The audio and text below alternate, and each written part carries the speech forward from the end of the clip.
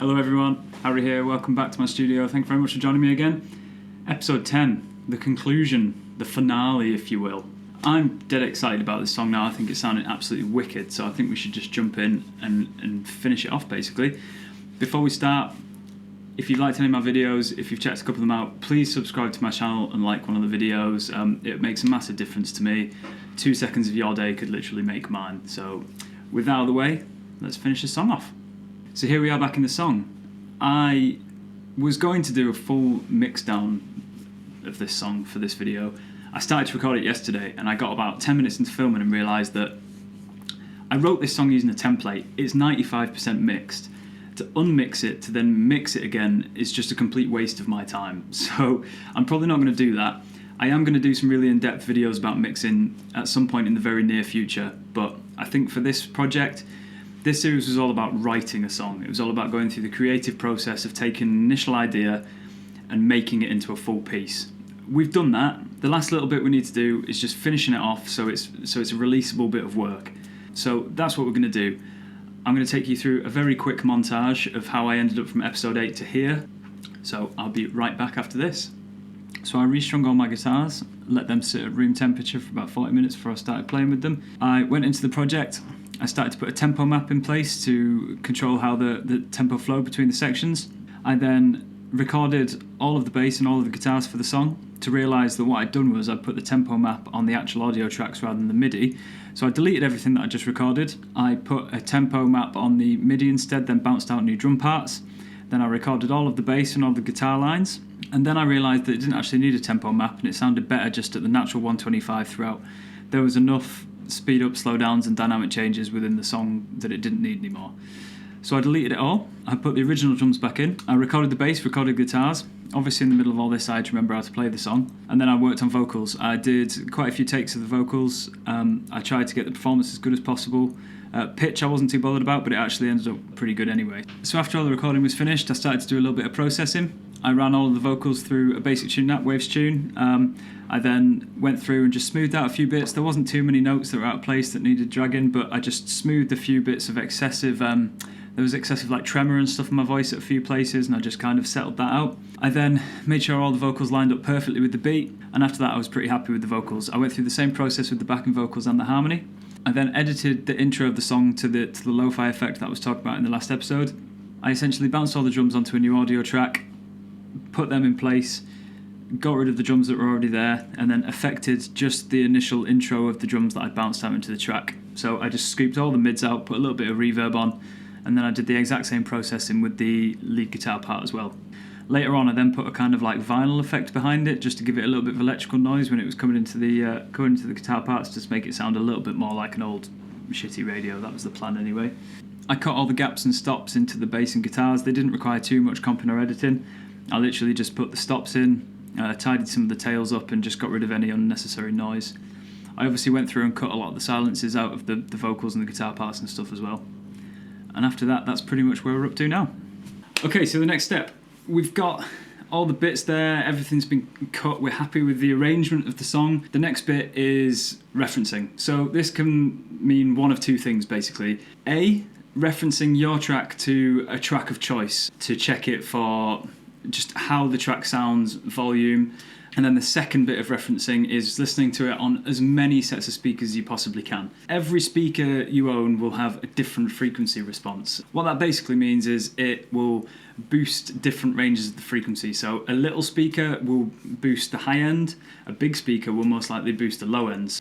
You want to do your referencing that you can in the EQ, then do the referencing that you can to a track, and then do the referencing at stage 3 of listening to it on as many systems as possible. You want it to sound the same and you want it to be consistent on all speaker sets. That's basically where we're up to now. So I'm going to jump back into the project and just take you through how I'd look at using a reference EQ. So we've gone to our final equalizer here. If you can see the red trace at the back, that is a reference track. This is from a Day Root Repeat song, which is my old band. You need to be really realistic with how you pick your reference tracks, and I think this is important. It's always good to strive for the best possible sound you can, but at the same time you need to be realistic about it. I know that I've made this tune with 300 quid's worth of gear sat in my attic. So I'm not aiming to reference it to a track that's cost £500,000 to make in an LA studio somewhere with an engineer who's been doing it for 30 years with a really good beard. There's not a chance I'm going to be able to match that. Not sonically, not volume-wise, just not anything. What I like to do is pick a really good track, which I kind of know how it's been made, so you can strive for a little bit better than you're expecting, but at the same time you're not disappointed when it just doesn't sound anything like the reference track. We recorded that album at White Bear Studios in Manchester with Piff. Absolutely amazing sounding record, one of my favourite bits of music I've ever been involved in. Although it's an incredible recording and Piff did an amazing job with the songs, it's slightly more realistic for me because it's not been made in a multi-million pound studio. Piff's just very good at his job. So I also know that tune's been mastered by a really good professional mastering engineer. So again, it's just something that I can strive for because I know that song is good, correct, and sonically and frequency-wise, it should be bob on to reference to. So I'm going to play the tune. We can watch the frequency response. I know that I captured this outline from the loudest part of the song. It's an outro where everything's going on. So in order to get a proper reference, we need to find a similar place in this song. So I'm probably going to go for kind of like the last chorus to the outro. So let's play the tune and see where we're up to.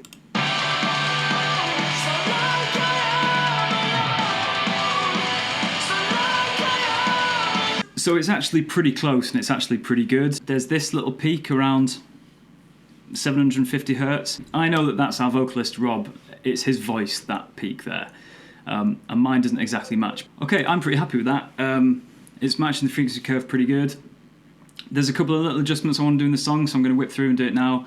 Just affect the volume level a little bit, tweak some of the guitar levels. Once I've done that, I'm going to bounce this off, I'm going to stick it through Lander, I'm going to go and listen to it a million times on a million different sets of speakers, and we'll come back, and I think we'll listen to the finished product. I think it's sounding absolutely wicked.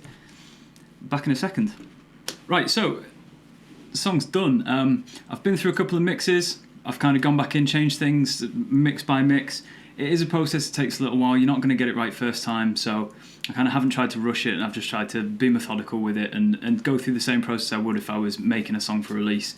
I actually made a bit of a cock-up. I realised that the template that I've used to write this entire song with was from I took the wrong template, basically, so it was nowhere near mixed. So the song's been sounding really good all the way through, but then when I came to reference it against something else that I'd mixed or another song, it sounded completely wrong. So I've had to go back in and basically not remix it, but just proper throw some frequency ranges around and do a lot of cuts on EQs and stuff. So never mind, we all make mistakes. I obviously just didn't check the template before we started. But anyway, so it's all done.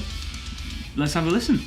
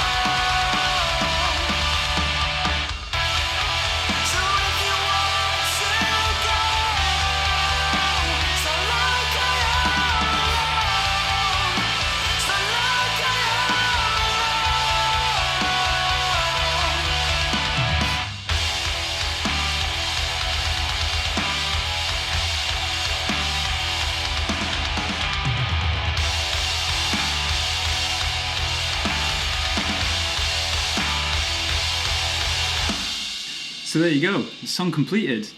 What do you think? I think it's mint. From what we started with 4 bars of a guitar riff. I had no idea what to do with it, and we've ended up with a full song. It sounds really good. I'm really happy how the vocals and everything turned out. The idea of this whole video series was to write a song from scratch, and I think we've absolutely nailed that. We've hit the nail on the head on that one. So I hope you guys have enjoyed watching this series. I've really enjoyed making the videos. This was kind of a tester for me. I'm definitely going to carry on making them. The response has been really good, and I'm just really enjoying the whole process. So yeah, it's awesome. Please subscribe to the channel. I've got such a good idea for series 2 for these videos. You're really not going to want to miss it. Thank you very much for spending your time with me. I do appreciate it. I'll catch you all next time. Thank you very much. Stay safe. Goodbye.